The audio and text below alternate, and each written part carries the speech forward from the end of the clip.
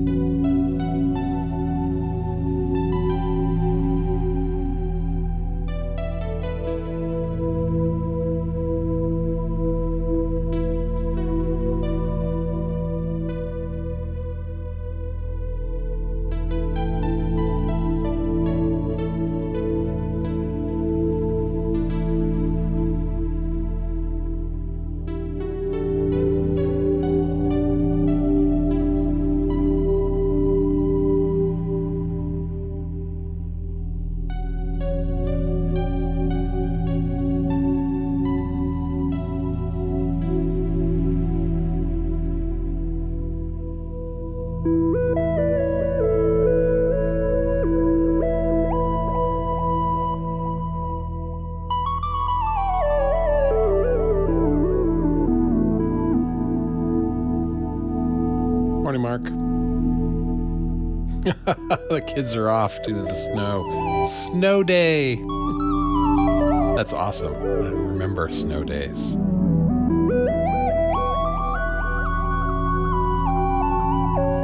Well, that sounds like you're going to have to go entertain them and make breakfast and do all those things.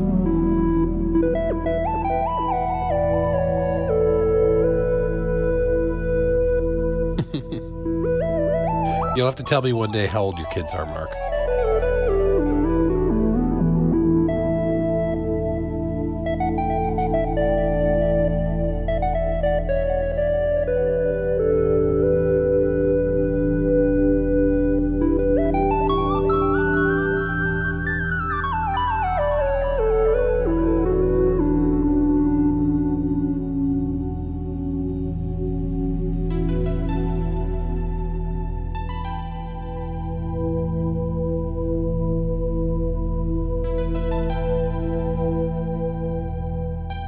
She's listening too. Thank you for telling me. I do my best to not be profane during the show, but I'll be extra careful today.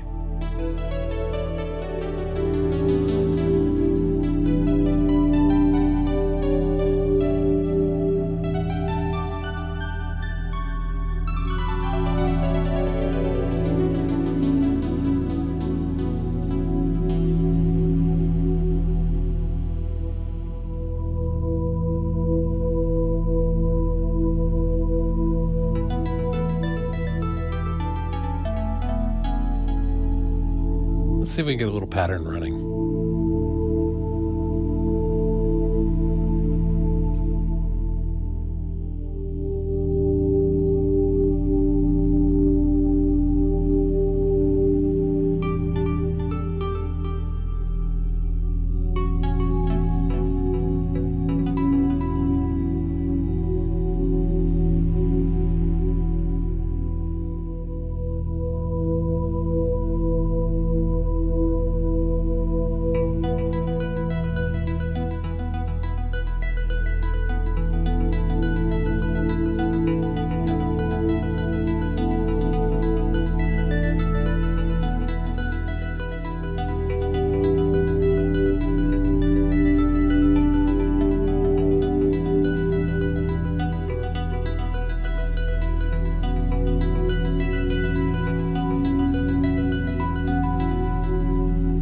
Whoops.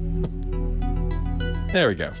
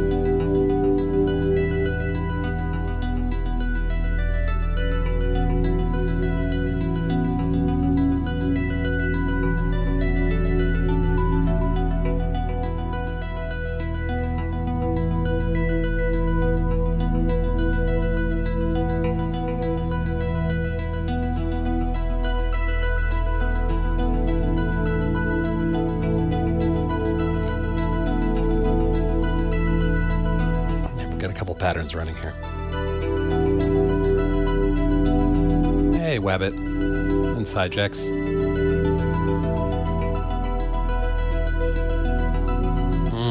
I don't like that.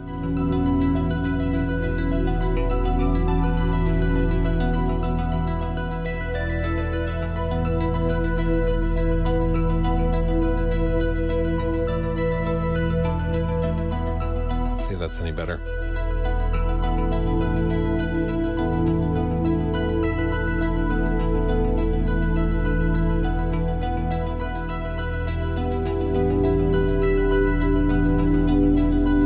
Raining turned to snow.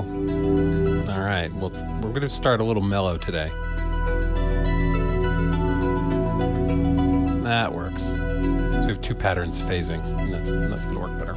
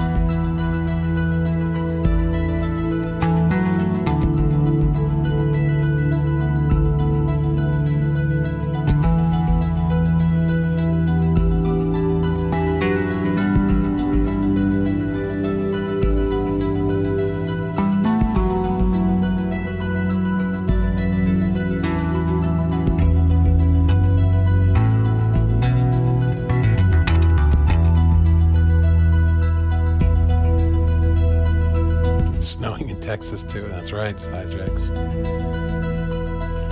Mark asks, have you ever done videos on EQ? I have not, actually. You struggle to separate the sounds. Okay.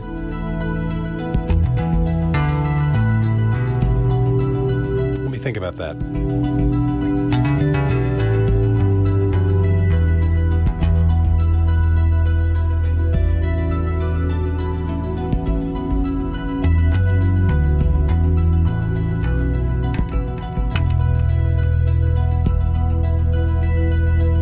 I usually reserve this note for this fellow Audrey, because he likes this particular note.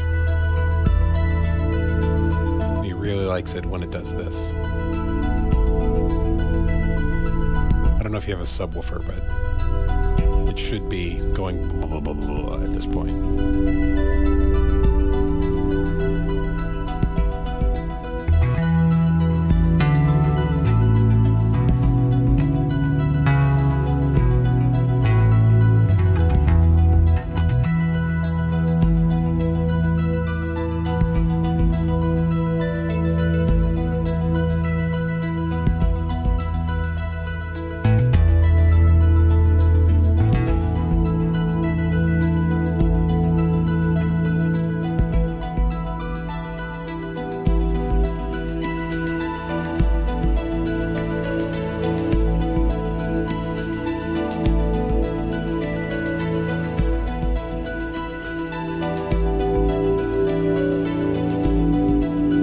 For EQ, Mark, I only in the coarsest sense do I really pay attention to EQ. I will roll off the lows. So what EQ do I use? I have a couple fancy EQs, but I don't know how to use them very effectively. What I generally do is I'll use Ableton's stock channel EQ, which is just a low, mid, high, 3-band EQ. And the low end is like a roll off, and the high end is a shelf. And so I will use the high to put a little extra sparkle. It's probably the best term on a synth if it feels like it's being masked by the other sounds. And if I've got a pad or something that's real rumbly, and I'm going to play the bass guitar sound, I will roll the low end down. And that's really the extent of my EQing. The sort of surgical carve out space, and there are tools that'll listen to one instrument and its frequencies and like remove them from all the other places if you've got the same EQ loaded on that stuff. Those tools exist, but I'm no expert on those. There's a couple different channels that I go to when I want mixing and mastering tips, like if I'm stuck on something. I'll talk to this fellow on YouTube named Dan Worrell and another guy called Seed to Stage. The Seed to Stage guy is an Ableton trainer, and the Dan Worrell guy is just a mixing, mastering engineer who's been around forever. And both of them, their style of giving advice works for me, and they don't seem to be jerks. So that's where I go.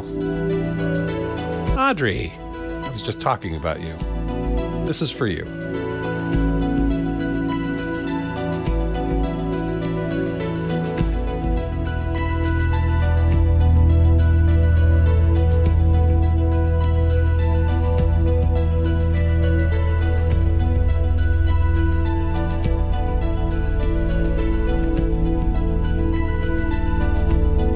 It might be too low. Let me know.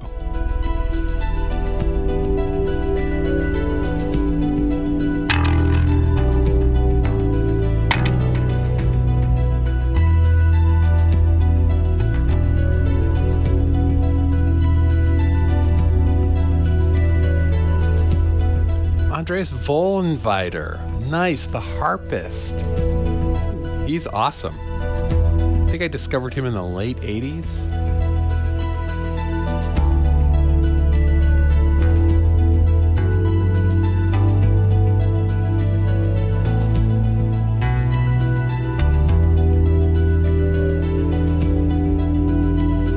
Hey, electronic composer. Welcome. Okay, Mark, I'm glad. If that helps you, great.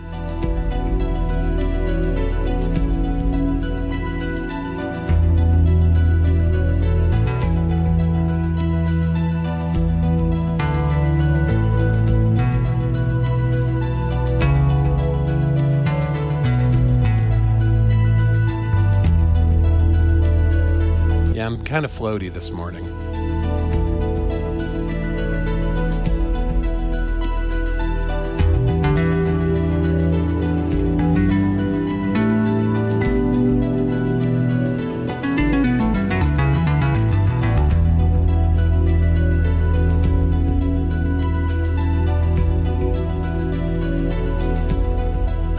Hang on one second.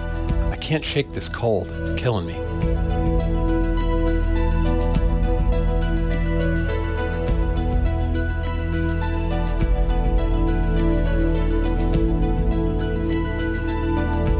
Hey, Will English. Morning.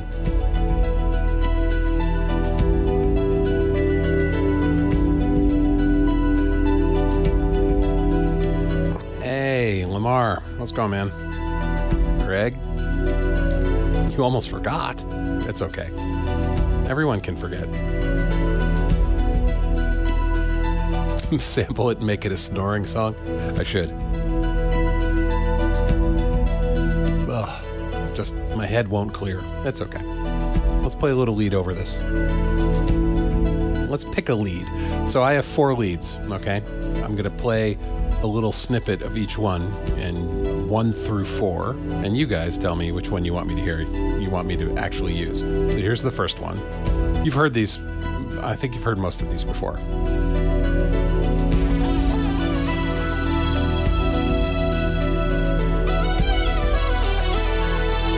That's 1.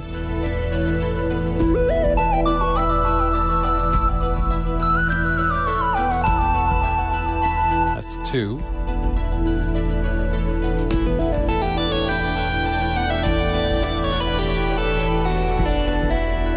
That's 3.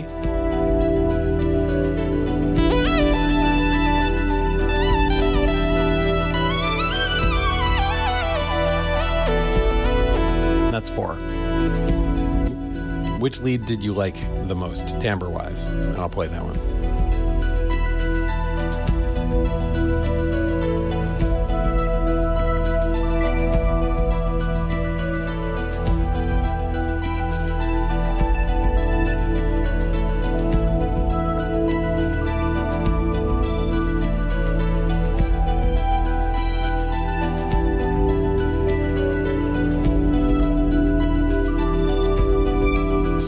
Pad in here.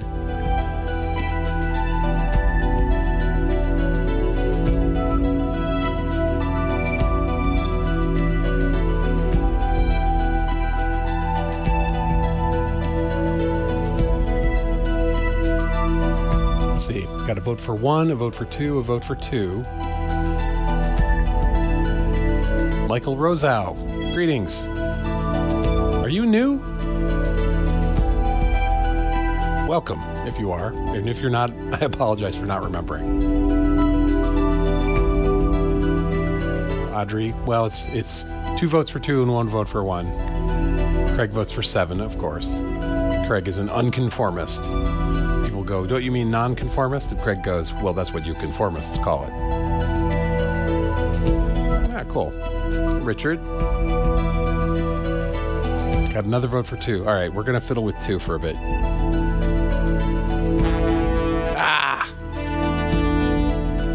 I hit patch change on the wrong thing. All right, hold on a second. I can never remember what was the name of the preset I loaded there. I'm going to break down these presets in a minute. What was that one called?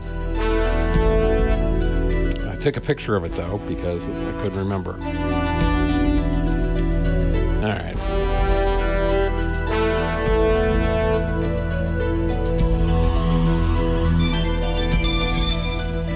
Yep, this is the sign of a professional. There we go. Don't change. So, continuous improvement is a thing in my life. And so the controls on this little Launchpad Mini on the side that control patch changes, if I don't have them mapped appropriately. So if I'm got the wrong instrument selected and I go to change a patch, it'll change patches on all the other synths to jump off to random place, right? So that went to some brass patch. All right. All right, so lead 2.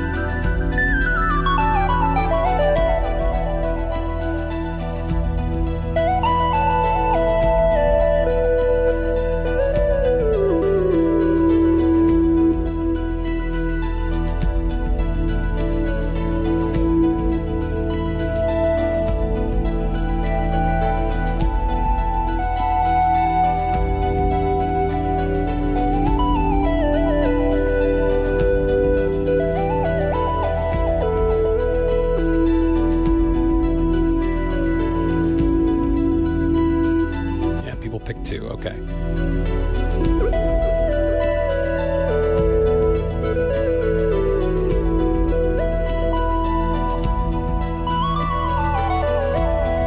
Just a simple sine. Or maybe a triangle filtered.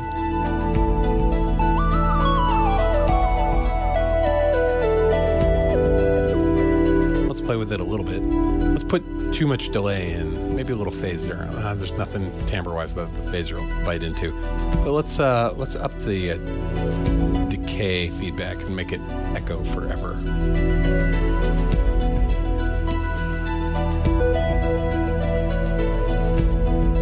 There's no, it's because it's so pure, it's just mostly sine. You lose it quickly.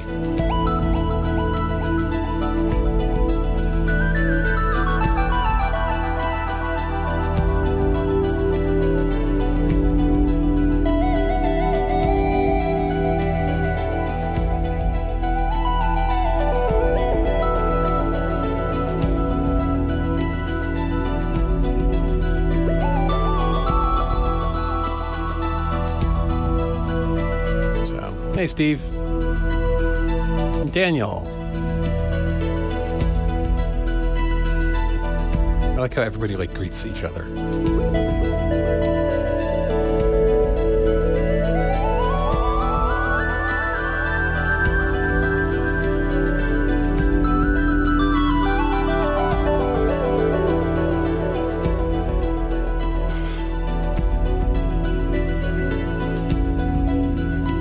Don't want to cough into your ears.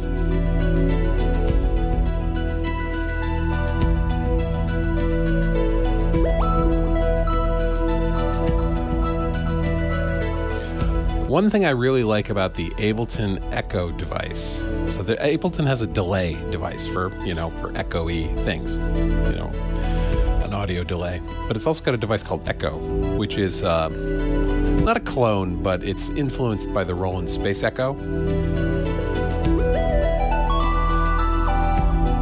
And I like it because there is a ducking feature.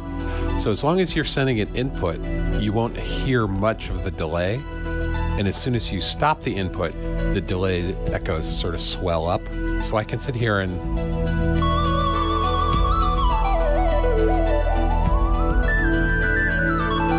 you don't hear much echo as long as I keep, noodling. But when I finish, you'll hear them swell up.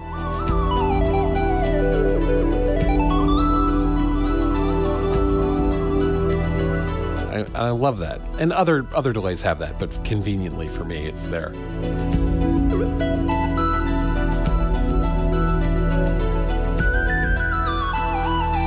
Keeps it from getting too muddy,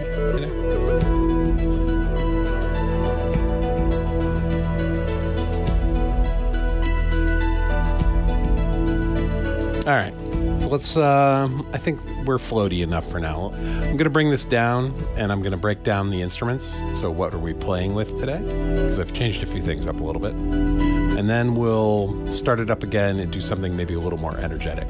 Okay? Let's see. Val Shack. Hey there. Are you new too? Man, my memory is going, right? So if you've been before and I'm like, are you new? And you're like, no, I've been here for weeks. I apologize. All right, so let's sort of take this down.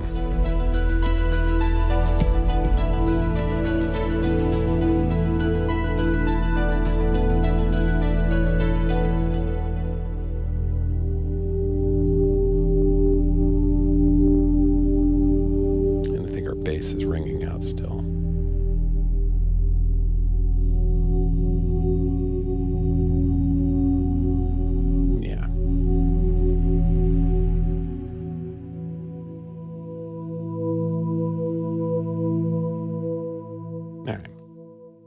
So, good morning, everyone. I have a little more time today. Yesterday's stream was micro short, the way I had intended all of the streams to be for January. But I just can't keep them short. But yesterday I had a whole bunch to do at work, so just ran off to do that. So let's see.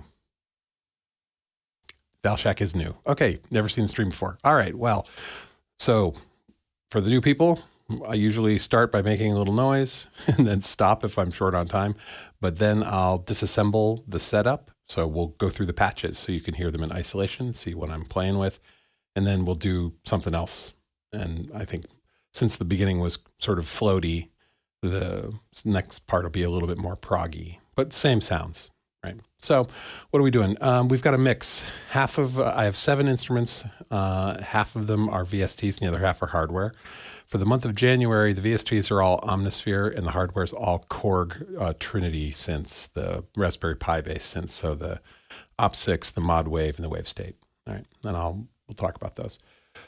We've got a drone set up here.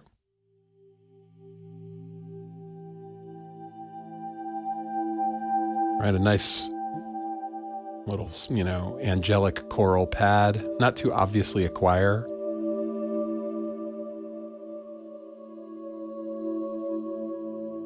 Right, and that's been floating. That was playing this interval progression, like it was doing this. 4 bars of that, then sort of walking down. We're working in E Dorian today.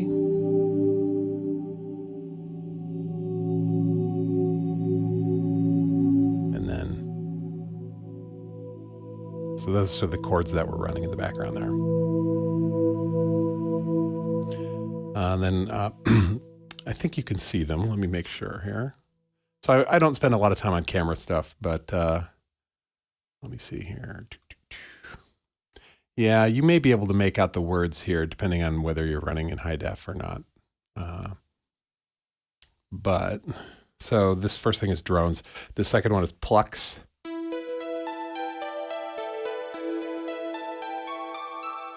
And I've got 4 different plucks loaded up here. That's sort of the softest one. But the point is I've got 4 of them so that I can sort of swap them in and out. And I use this control surface over here, this little Launchpad Mini, to pick other sounds that I've got preloaded. So that's pluck number 4. Here's 3. Very synthy. Sort of a brass, sort of prophet-y kind of thing. These are all Omnisphere. And then a brighter pluck, but we are using pluck number 4. Right, and that's basically alternating notes left and right, left and right. And what I do, a lot of delay, a lot of reverb, okay? The snow effect looks like it's in controller. That's my, that's my own sort of like, let's play with chroma key. So I don't want to put a green screen up behind me. So I'll do it on the control surface, and then it does my hands too, to a degree. Anyway, so that's pluck. That's in our second instrument. Our third instrument is all leads.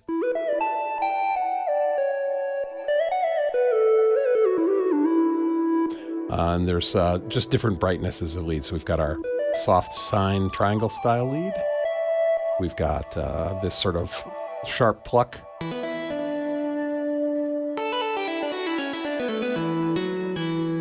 I can play with my mod wheel there.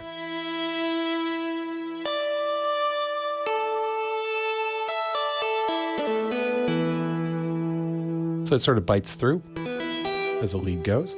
And then just a nice little saw with a lot of delay. Right, the brighter the sound, the more the delay will pick it up, and then the echoes will carry it forward. Because like this one, right, I've got a lot of feedback on the delay, but because that's all like fundamental tone and not a lot of harmonics, it gets lost very quickly when everything's playing. But the brighter one, right, that goes for a while. Like I could leave, say hello to the dog. The dog is right outside the door. He wants me to feed him breakfast, hopefully. But it's a little early. Like he's getting old and senile, and he woke up and he's like, it's time for breakfast. And I'm like, no, it's 4:30. It's not time for breakfast. And then I've got like a super saw.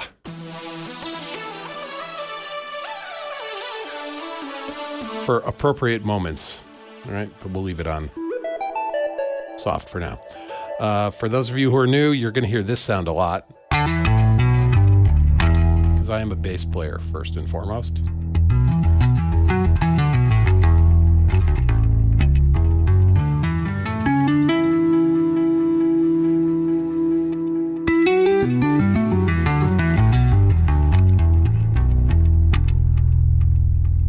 And so that's a Rickenbacker bass with a Minotaur Moog Taurus sub running underneath it.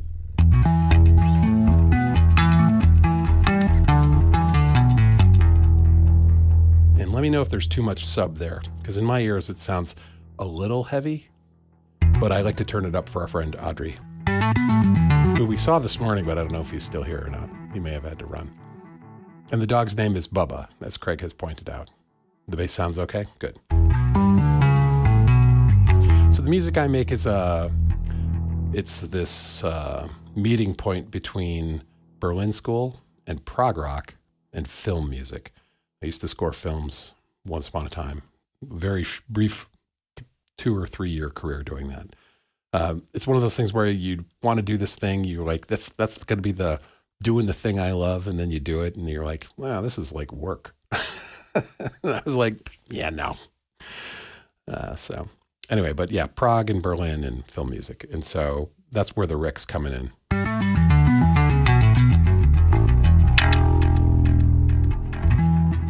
All right. And then we get to the hardware. We've got an Op 6 here doing our little plucks.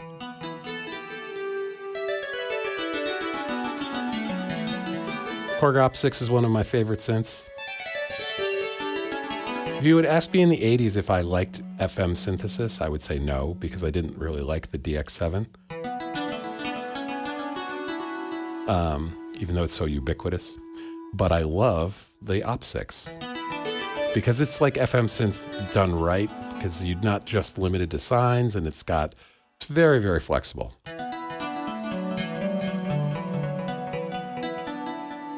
Prague and Berlin are two different capitals, though. Yeah, good joke there, Craig.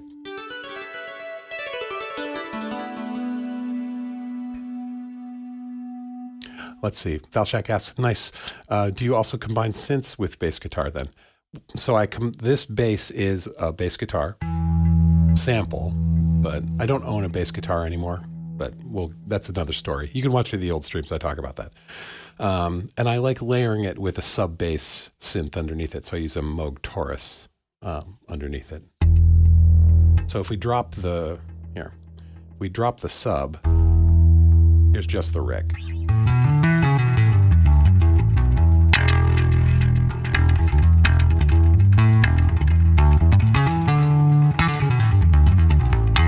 And my bass lines are proggy bass lines. Like I like Geddy Lee, I like Chris Squire, I like, Lemmy, that kind of stuff. Always wanted a true Taurus. They're so expensive now because you just can't get them. Although you can get a Minotaur. The Moog Minotaur is still on sale. That's a Taurus. It's a real Taurus. And Behringer's got a Taurus clone, right? You could go there. But it's like $1,000 for a classic Taurus for one that's not in great shape either.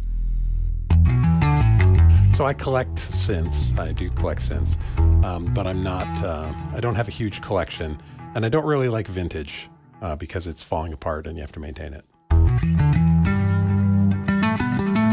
Anyway, so I'm getting distracted. Op 6. So we're using that for our plucks. Berlin School. I'm going to do a classic proggy Berlin piece in a second, and we'll get to the approach. Then the Korg Wave State. It's doing this rhythmic bit. Wave State's a great synth that will sequence samples, including rhythmic ones. So I will often use the Wave State as backing rhythm.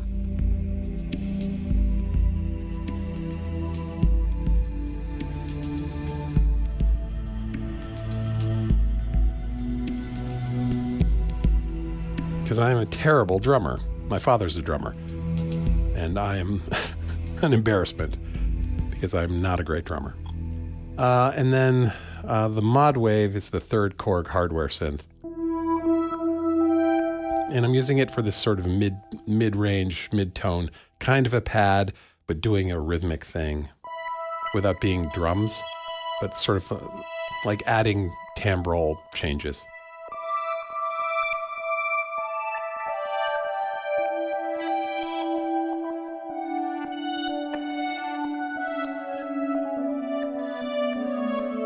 Right? And that's the palette for today. And every day I try and change one of the synths out. So hang on one sec. And I've got a head cold. I can't get rid of it.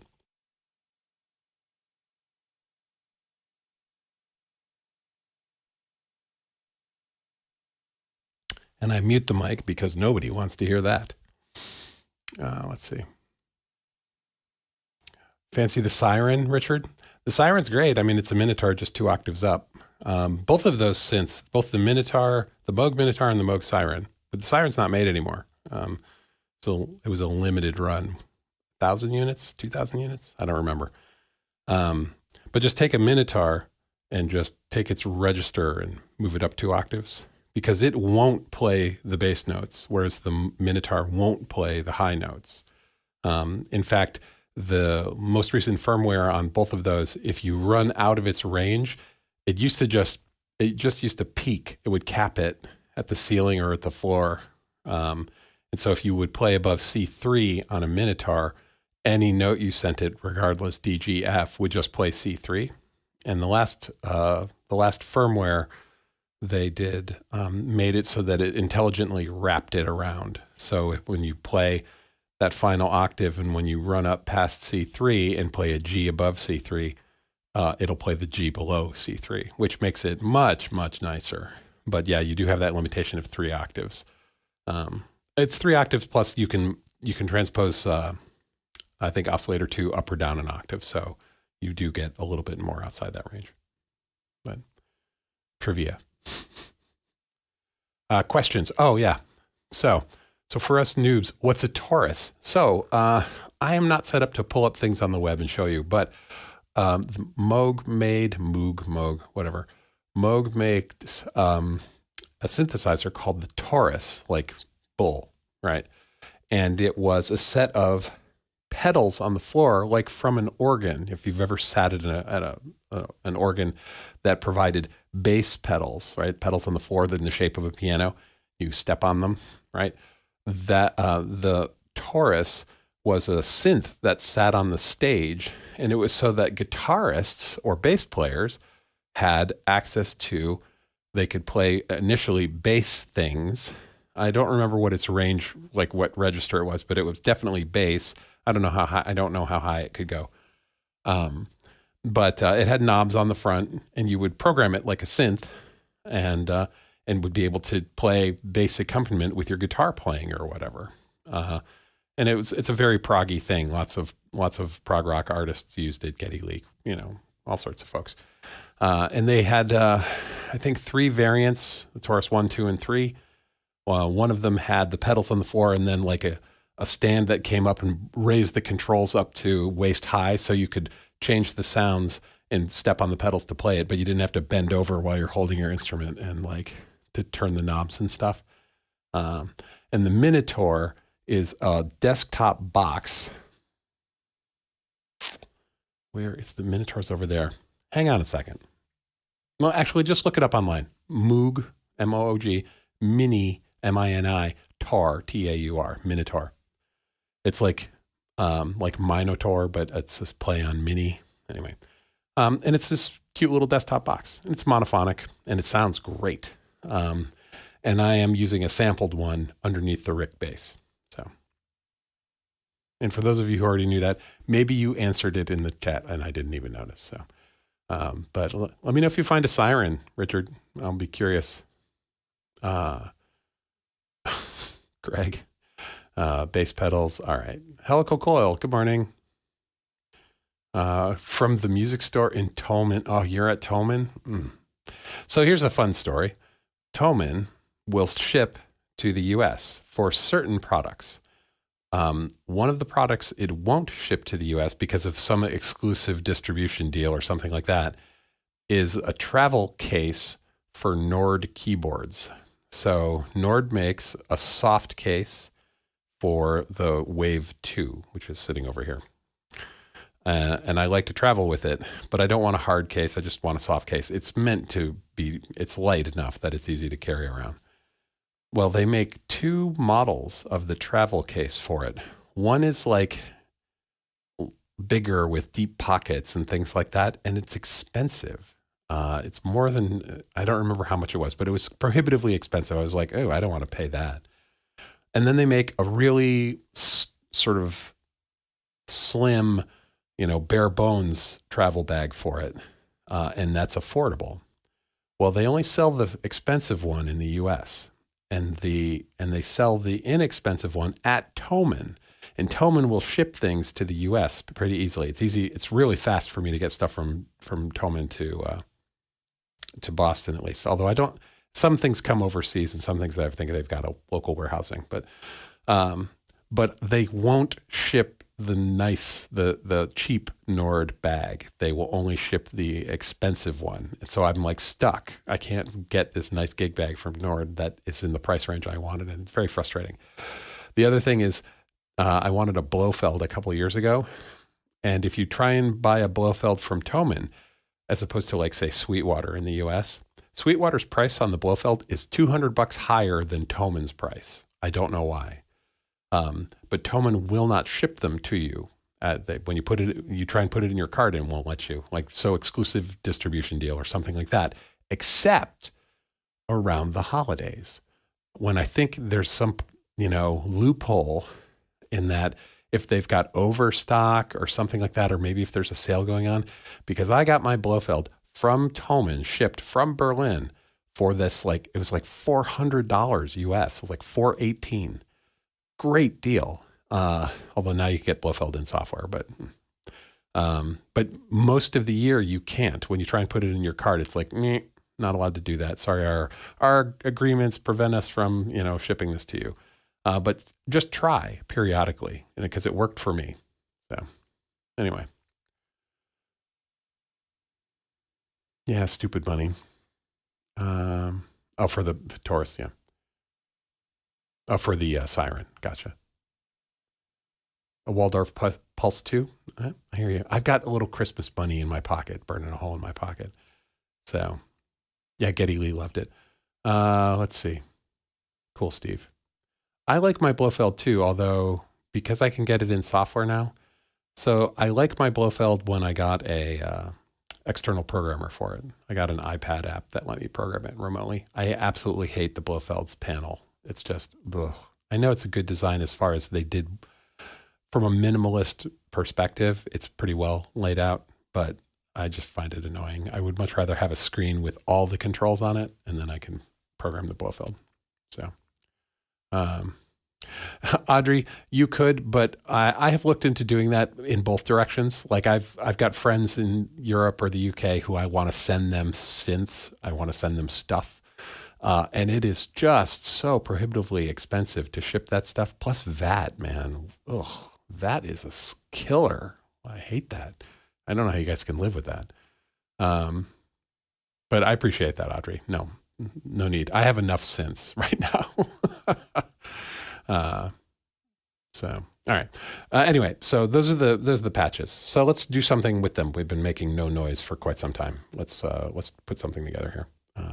Let me clear these patterns out. Do. All right.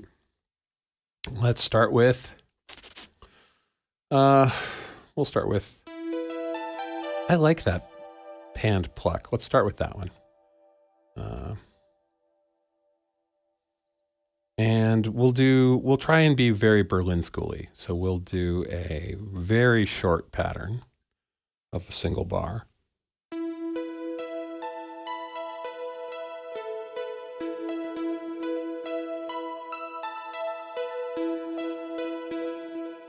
Let's capture that.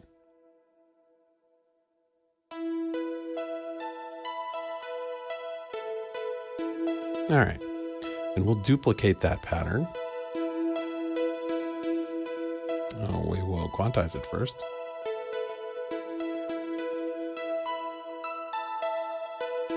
No. I was doing triplets there. A couple of them are a little out of place, though. My timing's terrible.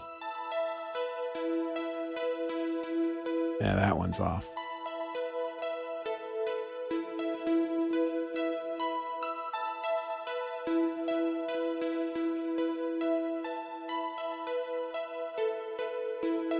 Bear with me.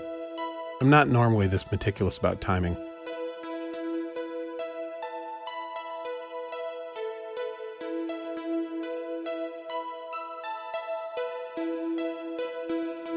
Good enough. All right. All right, let's duplicate that.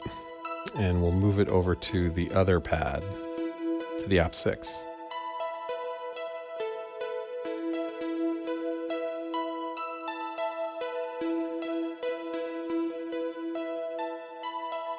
And we'll start them, let's see. And we'll shift this one. And we'll change its loop length just a little bit.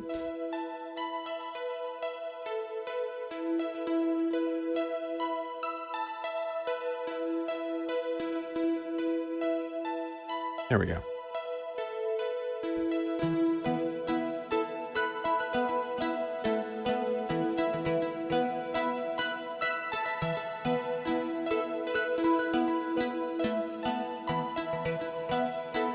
I want that to be legato.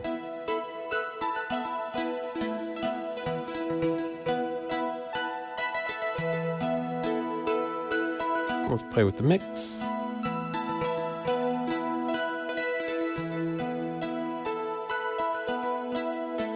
We'll put a little drone behind it. Actually, a drone with a beat.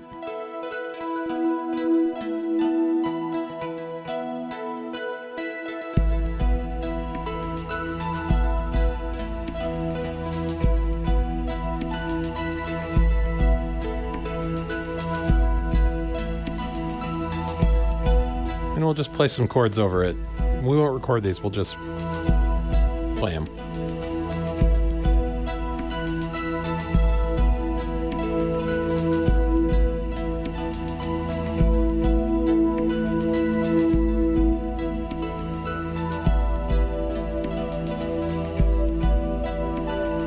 That's too muddy. There we go.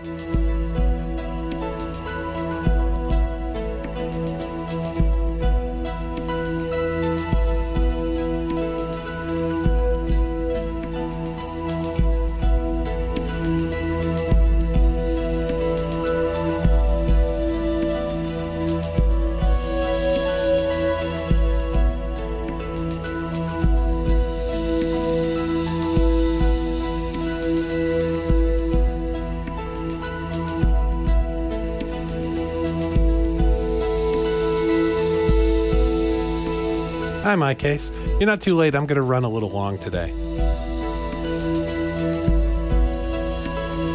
Hey, Onyx.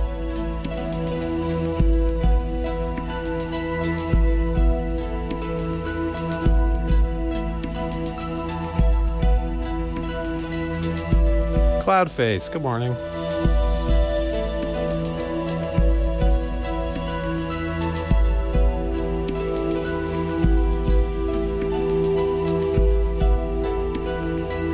Put a little bass under this.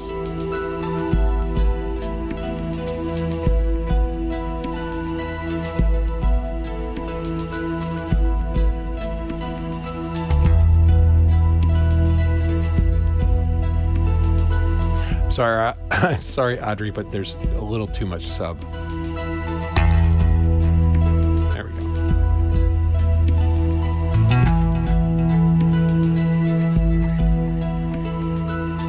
Let's put a meaningful 16-bar bass pattern in here. I'm going to play mostly roots so that we can transpose it in a minute.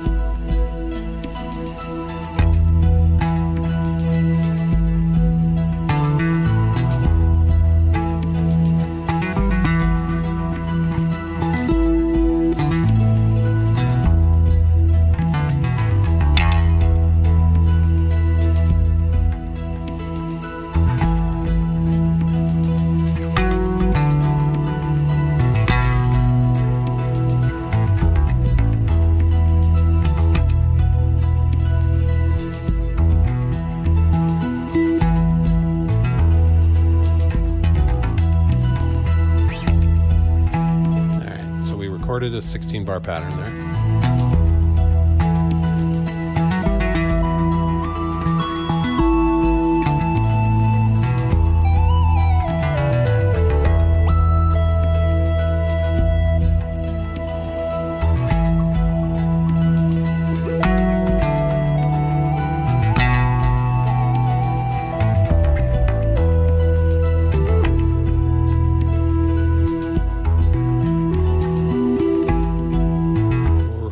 16-bar lead.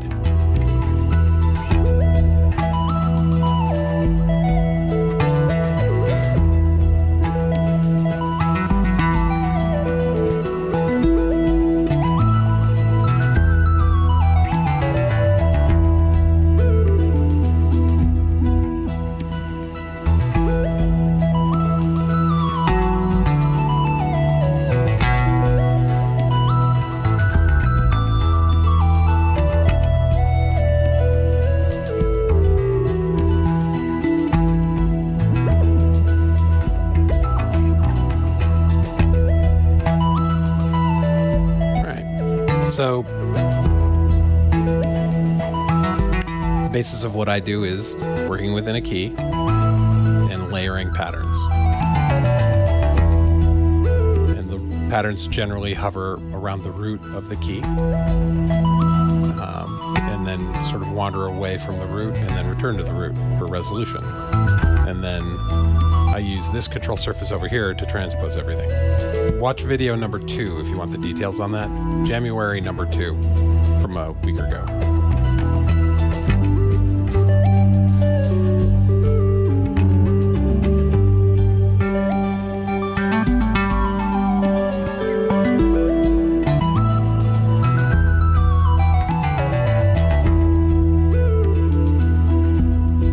Crater signal, hi.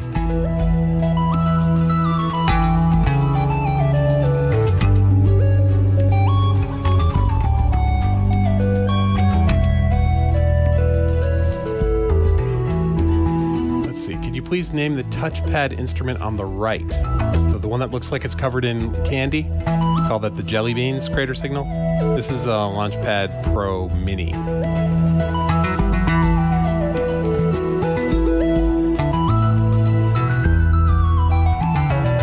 Let me just get caught up on the chat here. We'll do some chord changes while I'm reading the chat.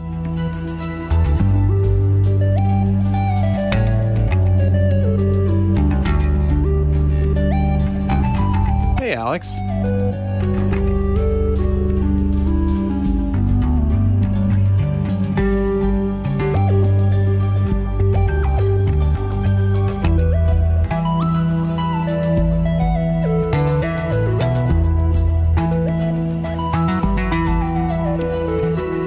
Yeah, the device on the left is a Ableton Push.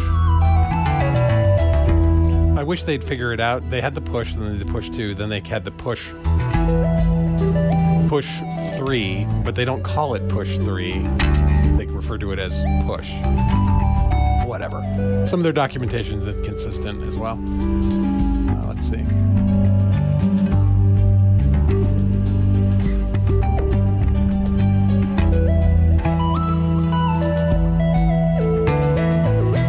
You're fine, Steve.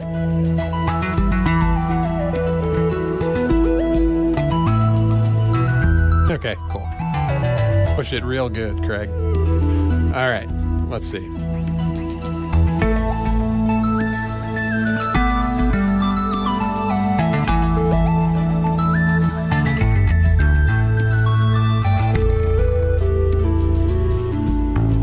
I'm just doing transpositions around the key.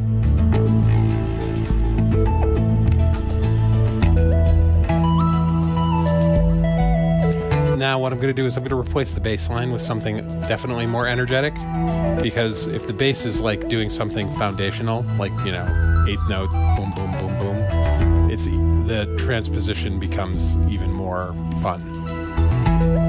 So let's replace this.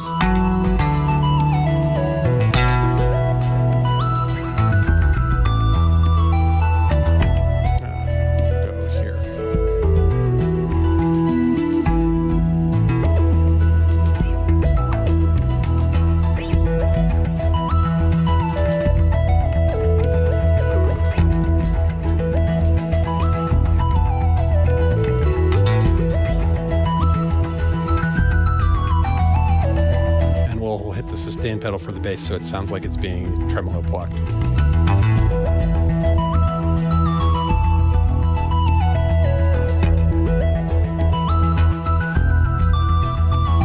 Now that upper octave on the bass may not sound good when I start transposing it around. I may end up pulling them all down.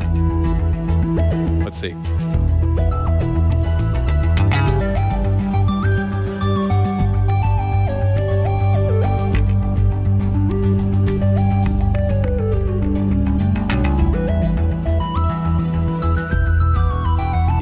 the alternation. This is what we're going to do. We're going to delete that.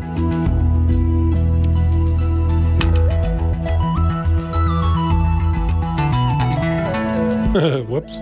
Let's try that again.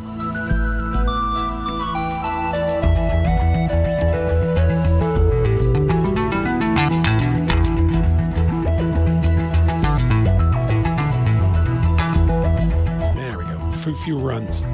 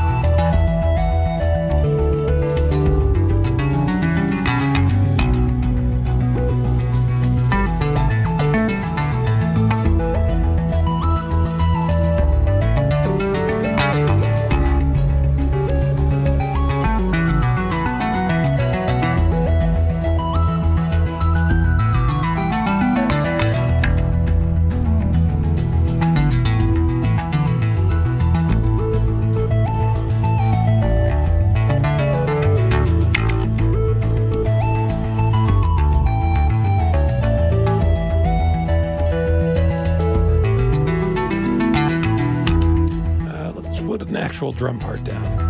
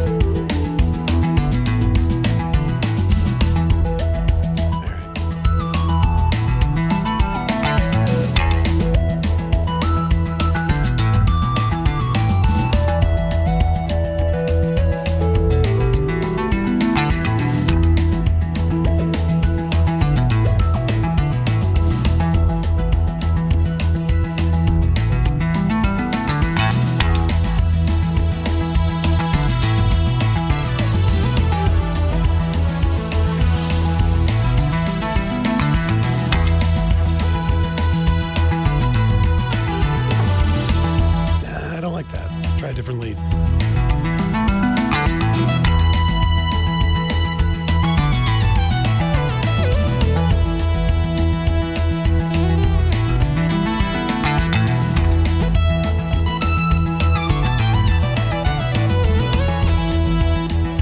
right, let's do that.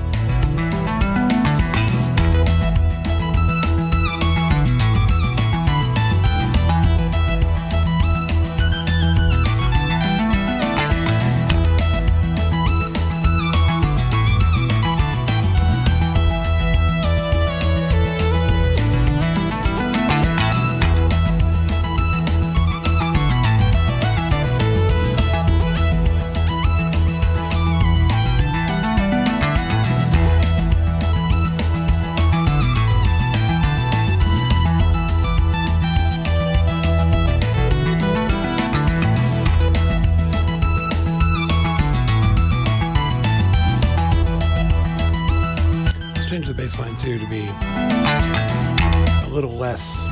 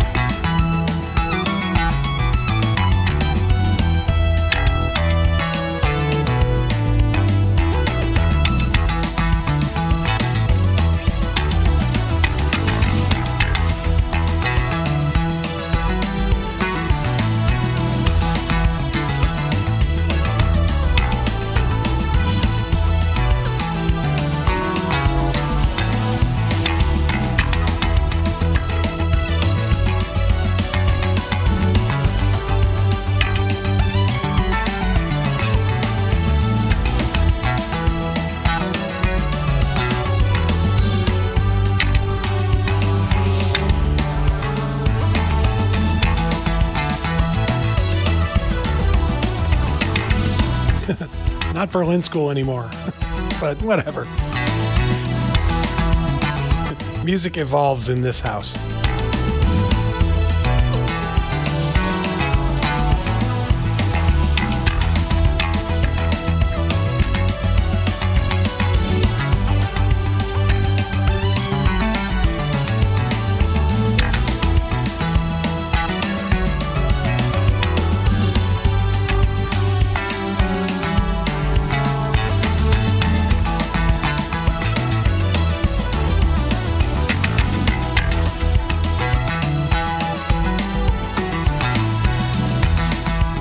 A couple questions.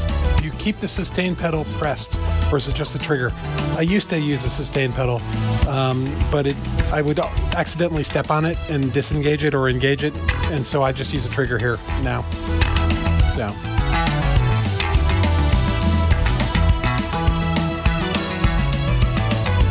If you have questions, tag me or put the letter Q at the beginning. It makes it easier for me, for them to find them.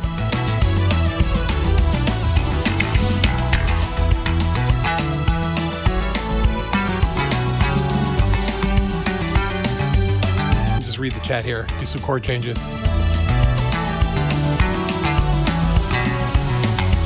Hey, Davey.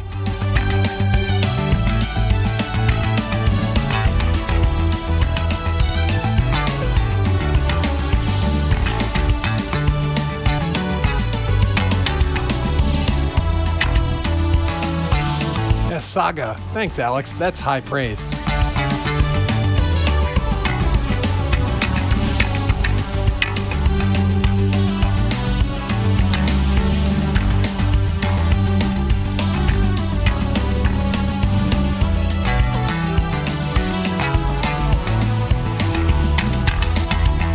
Need the bass preset, Michael Rosa? Well, there is a video on how I made it.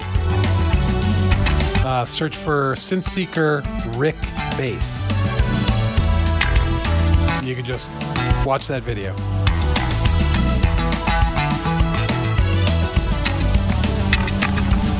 Alex, you gotta go? That's fine, man.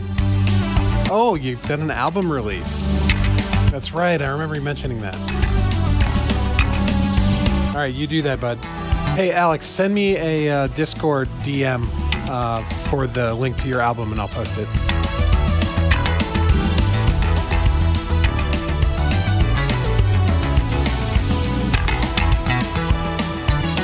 The problem with a really melodic bass line like this is when I do chord changes, you don't quite hear them as well. So let's do this.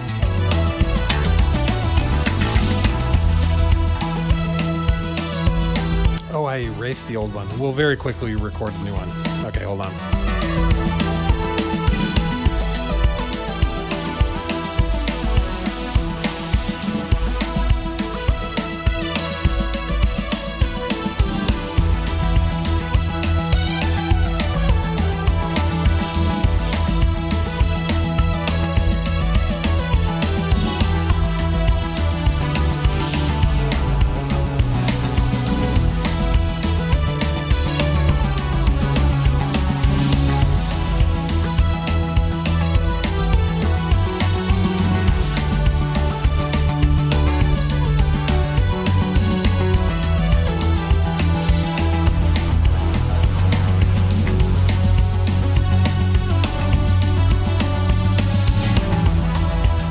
Bring it out. It's a little hyperactive. The tempo is a little high too. Like to get it's almost too high to have a groove. I don't know. I mean, there's a groove there, but it would be stronger if we were about,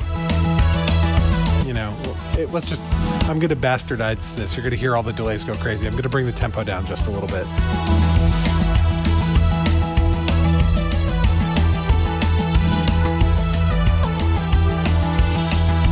A little less hyperactive.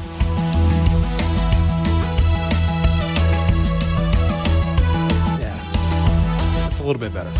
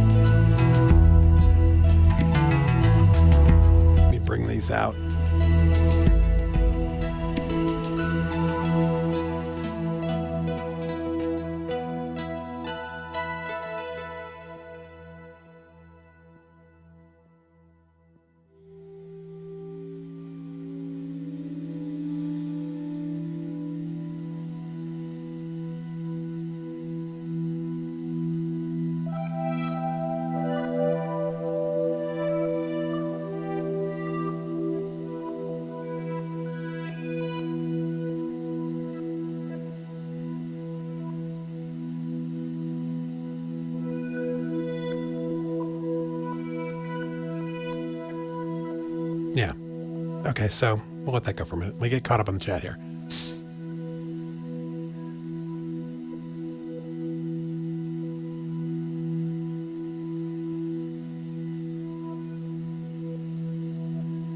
All right, let's see.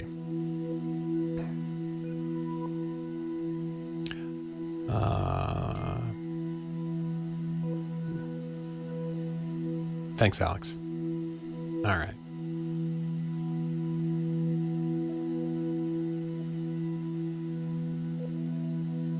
All right, getting caught up. Alex has a new album out, so we'll share that in a second. All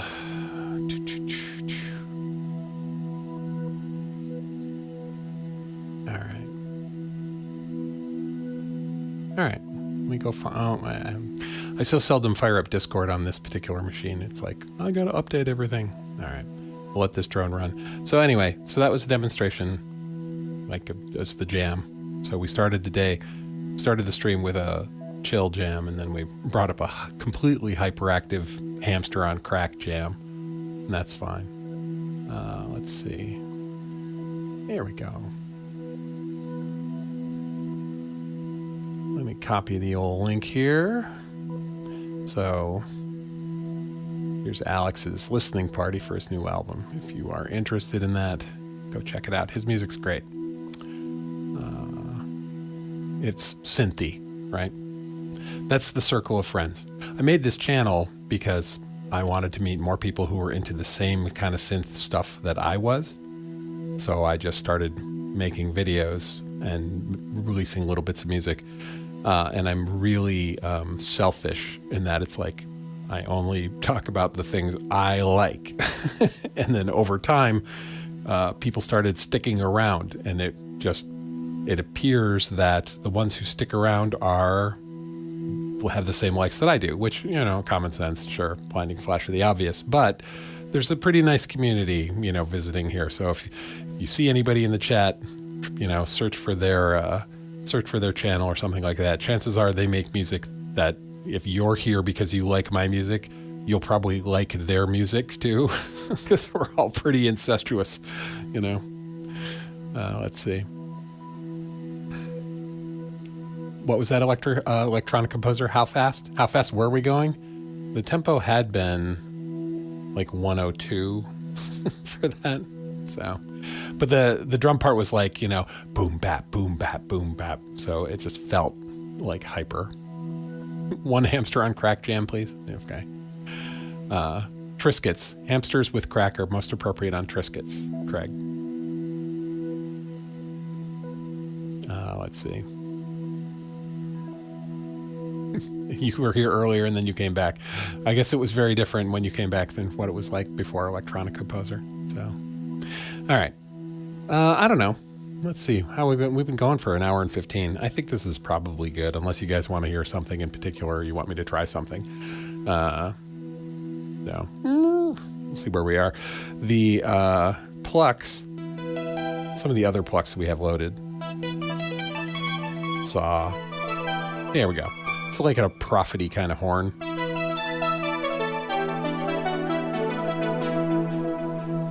Everything's got way too much delay and reverb on it. We can go 80s. That patch is very 80s. Hold on a second. Let's turn some of that delay off.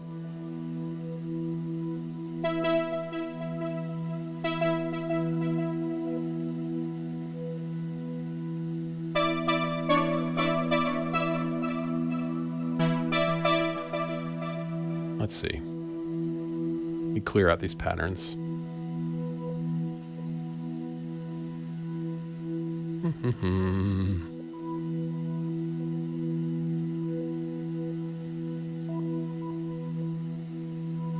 And I'm just going to lay down like 4 bars of something.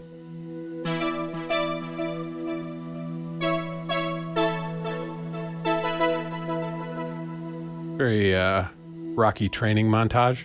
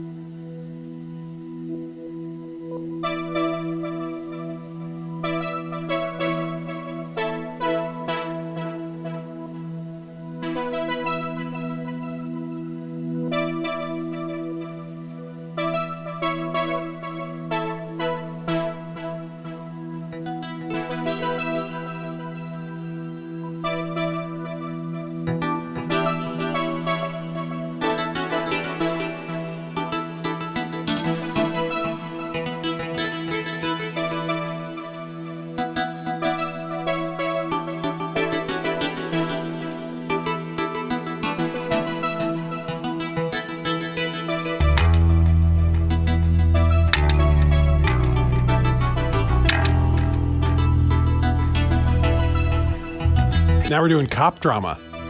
That's what we're doing now. We're doing 80s cop drama soundtrack.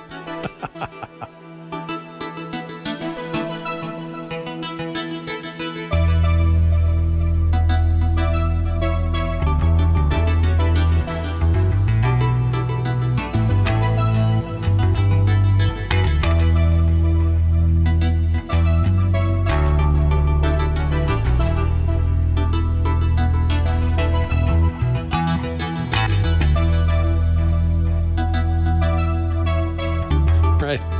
Get a little Phil Collins drums in here. We're doing Crockett and Tubbs, trying to take down the Coke Lords.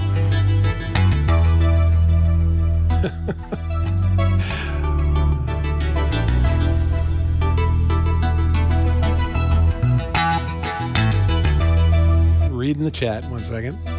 Enjoy the cop drama music.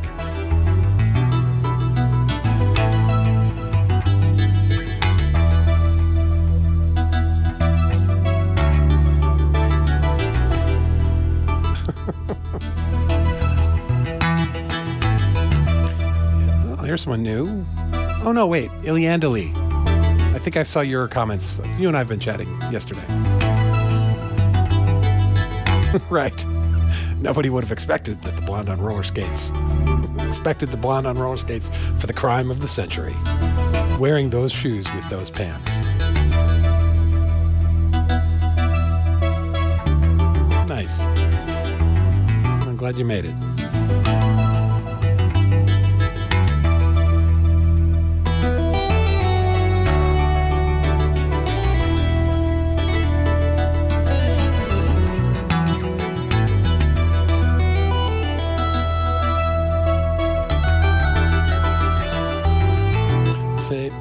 I talked about riffs and muscle memory. I want to put a little melody over this, but my muscle memory and my laziness tends to make riffs come out, and all of my leads will tend to sound the same when I'm in that mode. So I'm going to try and actively come up with something that's not full of riffs.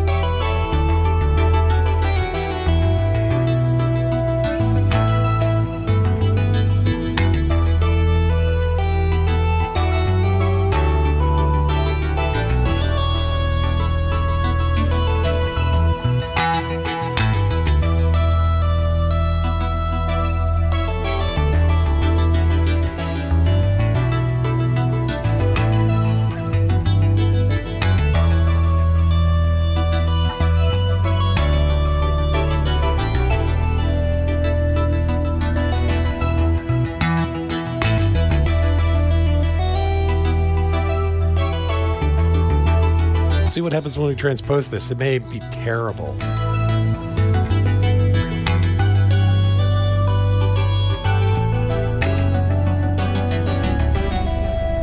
Whoa, yeah. The bass is playing like a 3.5 octave range. So if I have to be careful when I transpose, if this bass suddenly dips down to the lower register and I've transposed down, it turns into like going, it's like a rubber band going.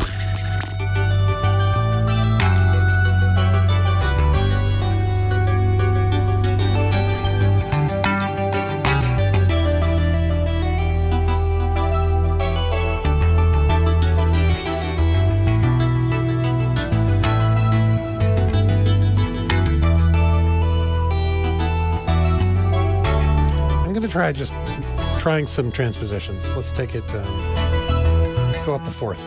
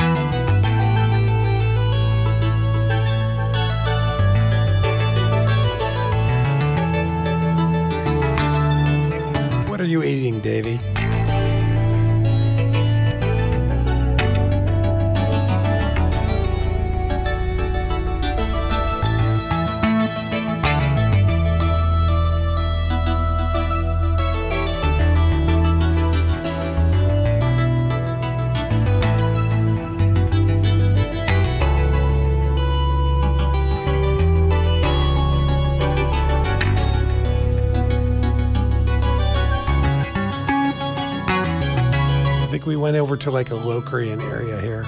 Transposed it to,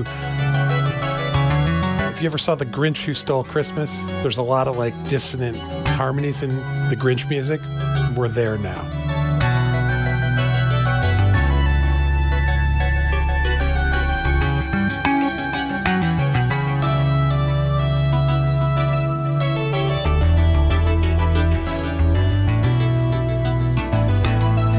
Let's do this. Let's bring that wave state in.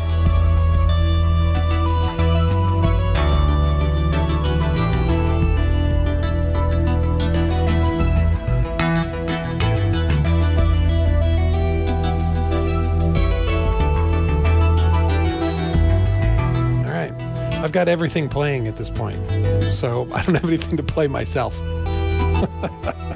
other than the jelly beans.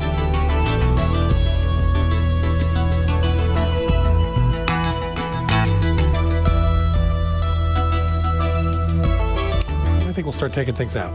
I think I'm good for the day. This was a long stream.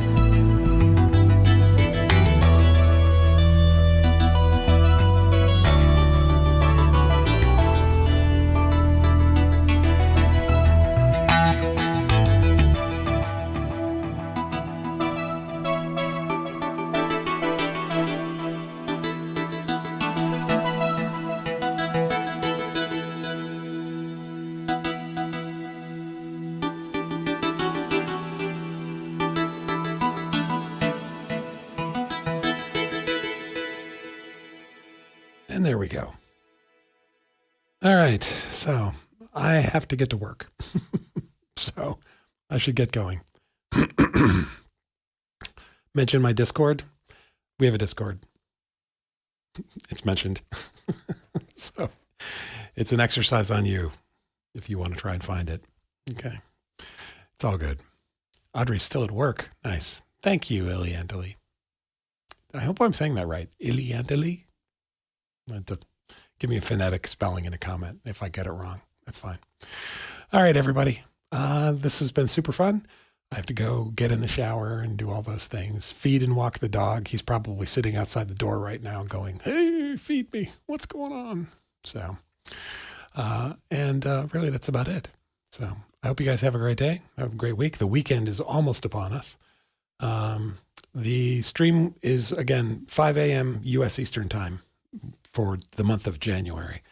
And I think the Sunday stream, the 2 p.m. Sunday stream might be postponed and we just do the morning stream. But I'll let you know in the morning stream and I'll post to the community tab whether the afternoon stream is going to go on Sunday. All right.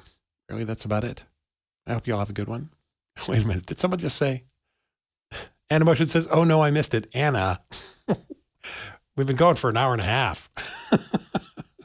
You're probably working. That's fine. I understand. All right. And that's it. I'll talk to you all later. All right. Have a great weekend if I don't see you. Thanks. I should look at the camera when I'm talking to you. Have a great weekend. I'll talk to you later. Bye.